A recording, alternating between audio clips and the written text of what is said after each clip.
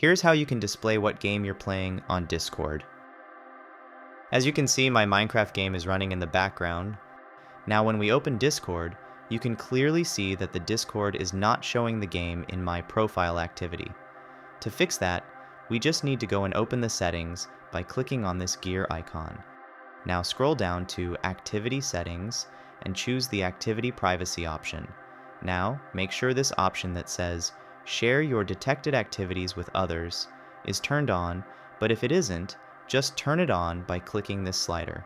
Now choose the Registered Games settings. Locate your game in this list, as Discord automatically detects the games, but if you can't find it, manually add it by clicking on this Add It text, and select the game from this drop-down menu. I already have Minecraft in this list. You just need to go and click on this eye icon if it's disabled like this, and it will toggle to turn on the activity. Now we close these settings, and you can see the game has been successfully displayed on Discord.